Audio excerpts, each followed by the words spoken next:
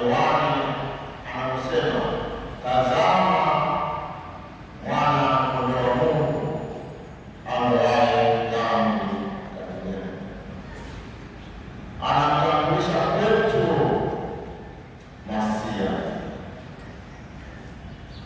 Masia huyu mwana-kondoo, sadaka safi, dhabihu takatifu, aliyofanyika kafara, fumbo la Pasaka.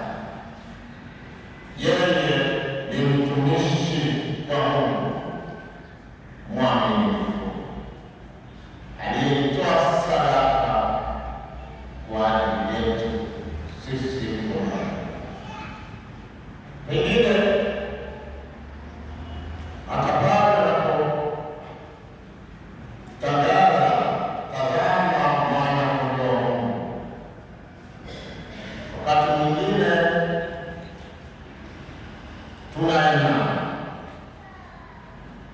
hatumtazama na kuangalia na kutafakari juu ya huyu mwana-kondoo. Kwangu ana maana gani? Kwangu ni nani? Ama kuna mwana-kondoo mwingine ambaye unayemwabudu, ambaye anakuondolea dhambi zako? Ni wapi? Sisi ni wadhaifu, tukiri dhambi zetu ili tupate kustawishwa, kuadhimisha mafumbo matakatifu.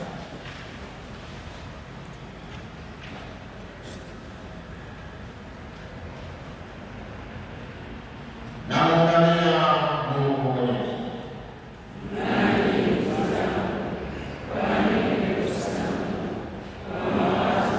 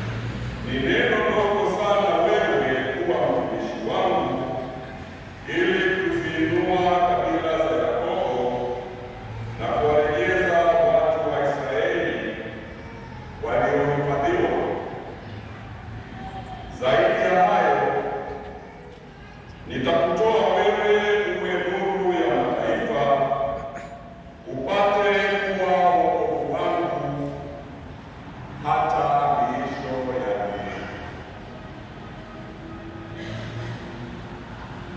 Neno la Bwana.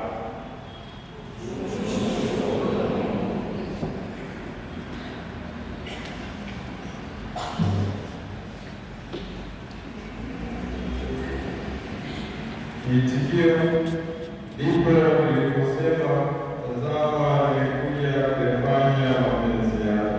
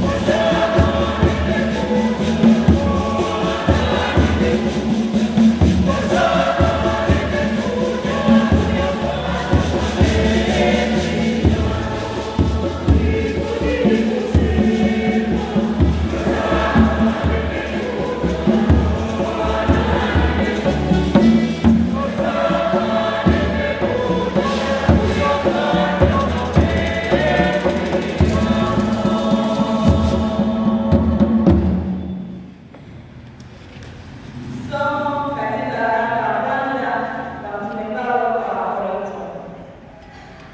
Paulo aliyeitwa kuwa mtume wa Yesu Kristo kwa mapenzi ya Mungu, na Sostheni ndugu yetu, kwa kanisa la Mungu lililoko Korintho, wale waliotakaswa katika Kristo Yesu, walioitwa wawe watakatifu, pamoja na wote walioitwa jina la Bwana wetu Yesu Kristo kila mahali. Bwana wao na wetu.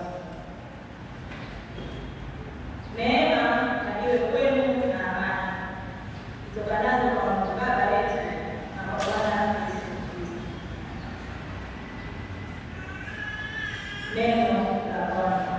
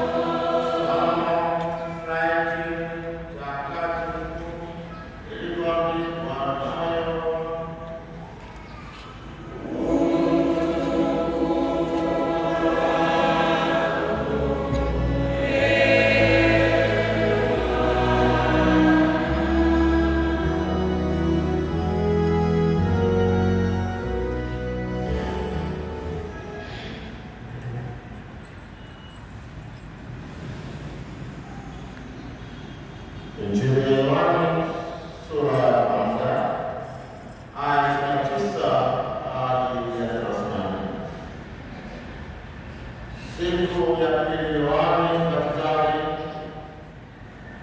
ameona Yesu anakuja kwake, akasema, tazama, Mwana-Kondoo wa Mungu aichukuaye dhambi ya ulimwengu.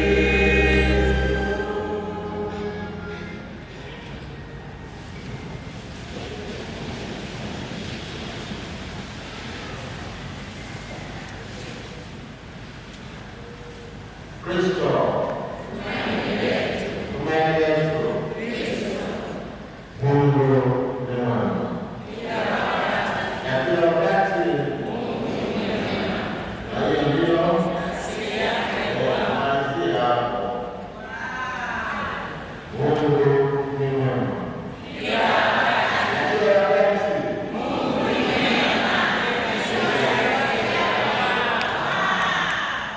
Kweli ni mwema, ni mwana-kondoo.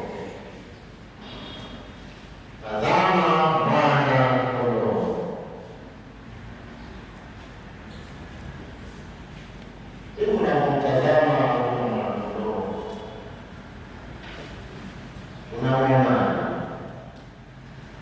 unaona ni mwanadamu wa kawaida ama unaona kitu gani katika maisha yako? Unaona gani kwako? Hata Waisraeli wengine mpaka sasa wanamwona tu huyu ni mwana wa Sarai, hana maana. Wewe unaonaje huyu ambaye atambulishwa kwako? Tazama mwana-kondoo wa Mungu. Anabeba nini? Anabeba ujumbe gani juu ya maisha yako?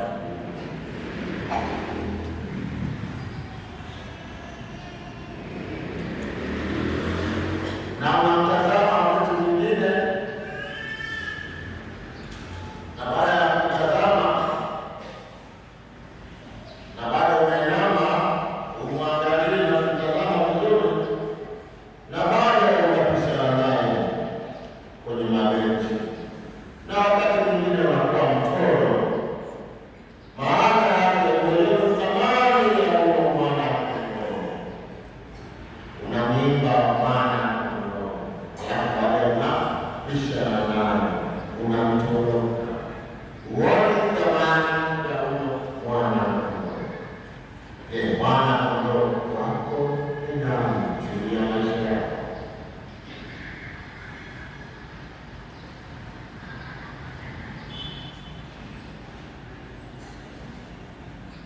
Je, utakuwa nuru ya mataifa? Somo la kwanza linakuambia kama una thamani ya huyu mwana-kondoo. Je, katika ubatizo wako utaona thamani ya huyu mwana-kondoo? Maana mwana-kondoo huyu ni mwana wa Mungu, na wewe katika ubatizo mimi na wewe tutafanya kuwa mwana wa Mungu, ndugu yako Kristo. Thamani ya huyu mwana-kondoo kwako.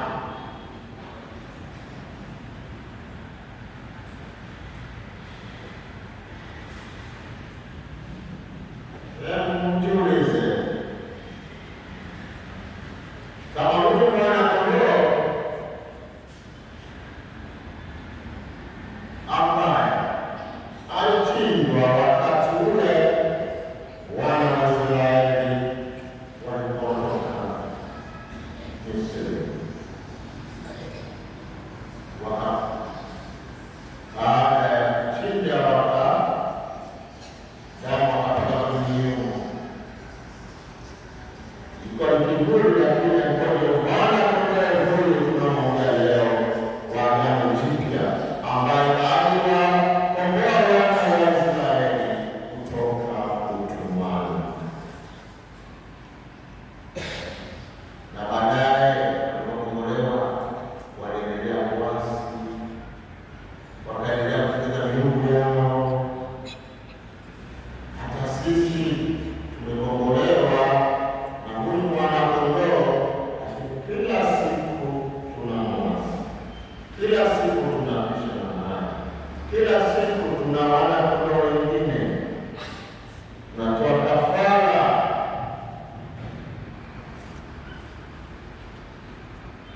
Matambiko ni kinyume na mwana-kondoo. Wengine wanamfananisha, ukichinja huyu ni yule yule tu. Je, nia yako unamchinja kondoo huyo kwa maana gani? Nia yako ni ipi? Au unataka kufananisha damu ya huyo ambao unamchinja na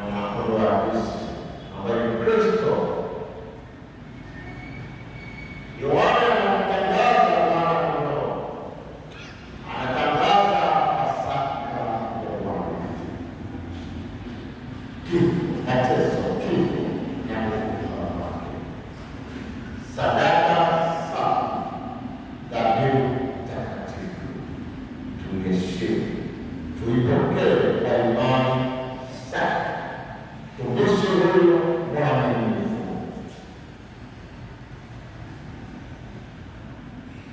Na kama ni mwaminifu mtumishi huyu,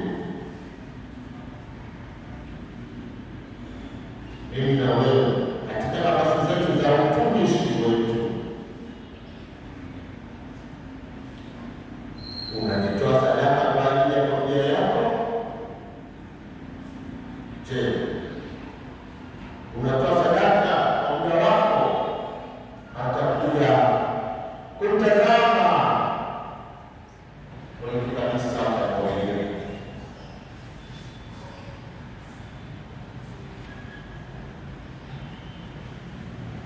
Hata pengine wakati mwingine hata sadaka, hata zaka yako unatoa kwa moyo.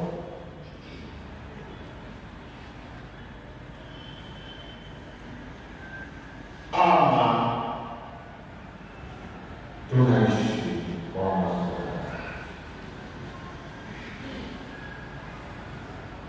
Unamtazama mwana-kondoo, unamwona ni mtu wa kawaida sana. Unapomtazama huyo mwana-kondoo, unaonja upendo, unaonja sadaka na majitoleo, unaona na kuonja thamani ya Yesu kwetu sisi wanadamu. Tunaonja unyenyekevu wake, tunaonja hali ya kimungu ndani. Kaa nasi Bwana, tunaonja thamani ya Mungu anapokaa na tunapompokea akakaa ndani ya mioyo yetu, tunaonja thamani ya Mungu ndani ya mioyo yetu. Tunapoalikwa kushiriki mwana-kondoo, tazama mwana-kondoo, unaitikiaje?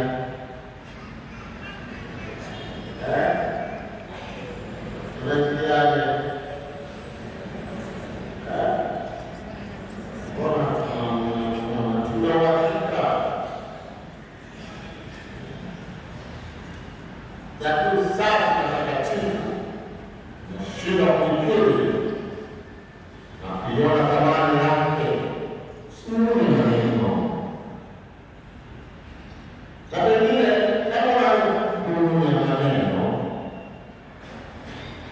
huwezi kusimama kama sauti ya wanyonge katika nafasi yako. Utaona thamani ya jirani yako kama ukishinda kumtambua huyu mwana-kondoo, utaishi binafsi.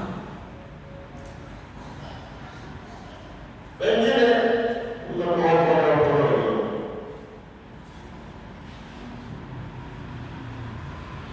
tunashinda kumtangaza na kumwamini, tunakwenda wazi.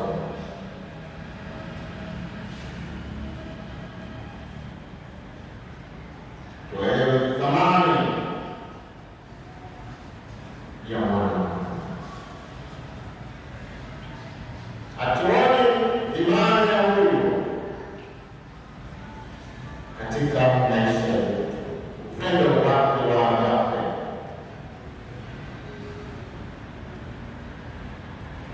Jiulize, mara mwisho kutenga muda wako kwa ajili ya mwana-kondoo wengine?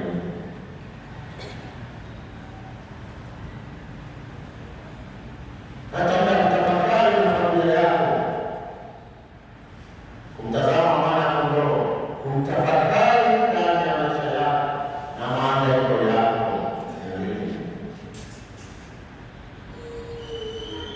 Pengine wakati mwingine muda wote tunapata muda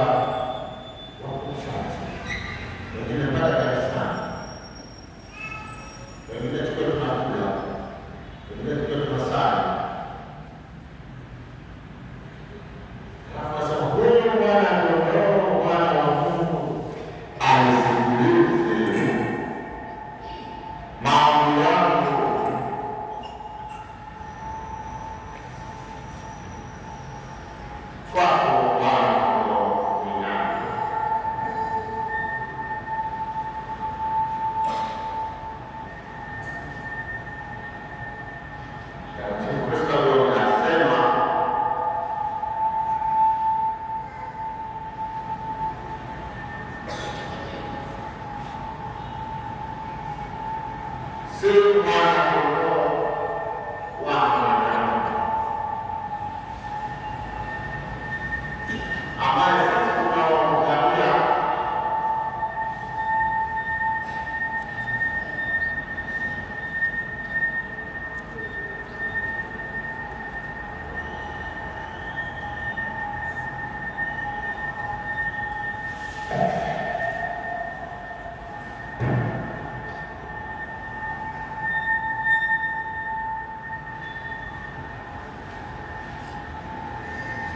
anaendelea kusema ni mwana-kondoo atokaye kwa Mungu.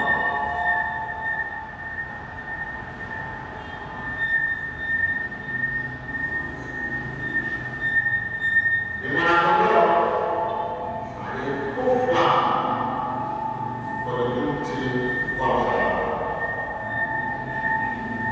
Na kama ni mwana-kondoo aliyekufa kwa ajili ya dhambi za ulimwengu, ni mwana-kondoo aliyetoka kwa Mungu.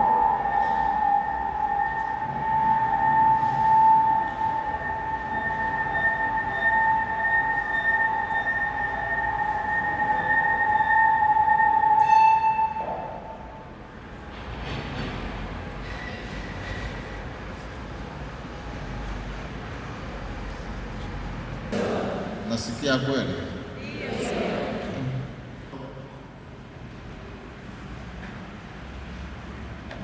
Tangaza huyu mwana-kondoo ambaye nimesema Takatifu Kristogon anasema si mwana-kondoo wa mwanadamu ambaye tumezoea kumchinja na wakati mwingine tunafanya kafara, bali ni mwana-kondoo na ni sadaka safi kutokayo kwa Mungu. Ni sadaka ya kukomboa mwanadamu na ni dhabihu safi. Kwa ndugu zangu, tunapotafakari Dominika hii ya pili ya mwaka, tumwombe Mungu atusaidie kutambua na kung'amua zaidi juu ya mienendo yetu, juu ya maisha yetu, juu ya uhusiano wetu mimi na wewe na Mwenyezi Mungu, huyu mwana-kondoo wa Mungu ambaye yeye mwenyewe Mungu alitangaza katika ubatizo wake, tazama, huyu ndiye mwanangu mpendwa ampendaye. Na leo Yohana anasema tazama mwana-kondoo.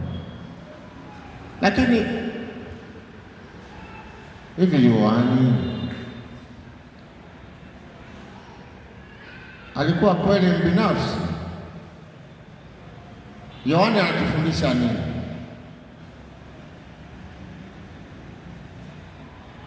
Anatufundisha lugha ya unyenyekevu, utumishi ambao umejaa ndani yake unyenyekevu, utumishi ambao hatuchukui nafasi za watu.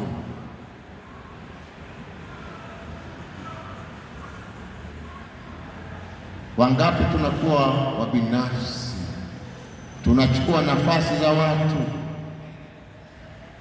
pengine hata ukiwa kama mwajiri, barua zimekuja ofisini kwako, unafuta jina, unaweka jina la mwanao, na akushinda hata ile interview. Kwa nini usitangaze utumishi wako na kuwa mwaminifu katika kazi yako. Tumwombe Mungu tunapoimba tazama na kuja kuyafanya mapenzi yako, kweli tunavyoimba fanane na mioyo yetu, itamkwe kutoka kwenye kinywa ambacho kinalindima ndani yake. Moyo wako umejaa upendo, umejaa amani, umejaa matumaini.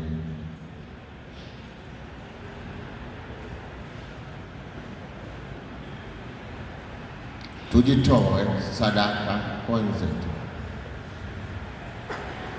Mtakatifu Paulo anatualika sote katika somo lake hili la pili, tuwe watakatifu, tuwe nuru ya ulimwengu, tuishi masakramenti yetu, tuishi sadaka zetu safi, tumtolee Mungu sadaka safi. Tunapoimba zabihu, tumtolee zabihu safi. Ni vipi unamtolea Muumba wako?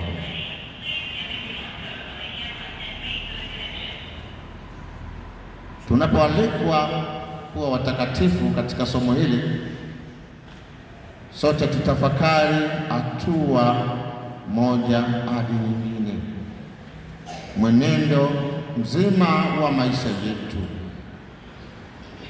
Ni kweli tunaendana na kututumia huo utakatifu?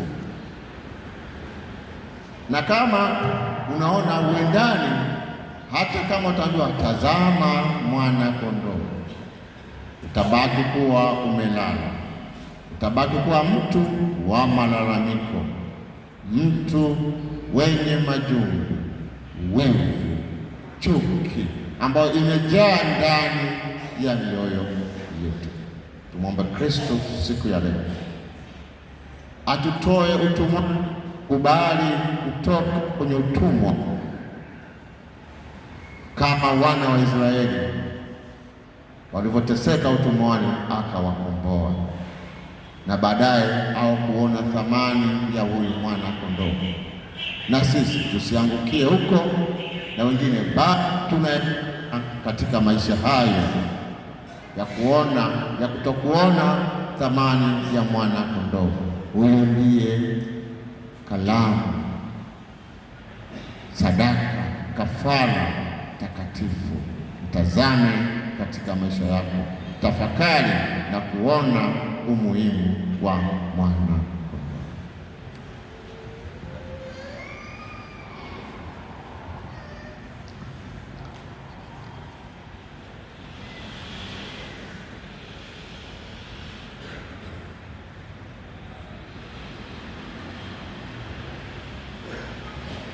Tusimame.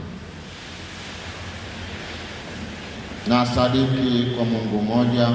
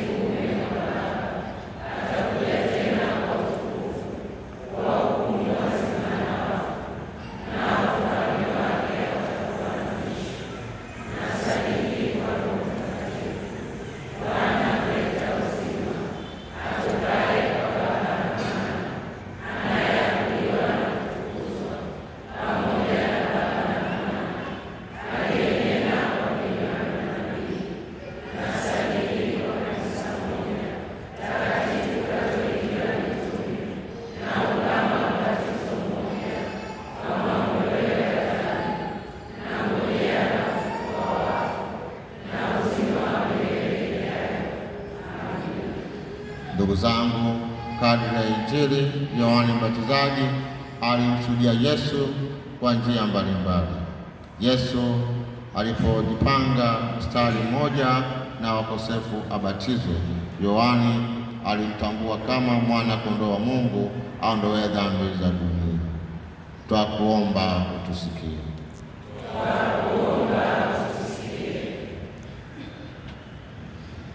Ee Baba wa mbinguni, utupe moyo wa kumshuhudia Yesu katika kuungama imani yetu bila woga. Ee Bwana, utusaidie kushuhudia huruma ya Yesu kwa kuwahurumia wenzetu wenye shida za mwili na za roho. Ee Bwana, utusaidie kushuhudia upendo wa Yesu katika familia zetu kwa kuwasaidia wanafamilia kupata mahitaji muhimu ya maisha. Ee Bwana, utujalie kushuhudia umoja wa waumini kwa huduma mbalimbali za ushirikiano. Ee Bwana, utuonyeshe njia za kuwarudisha waumini waliojitenga na kuwaingiza tena katika kundi la waumini wako. Ee Bwana, tunaomba hayo kwa njia ya Kristo Bwana wetu.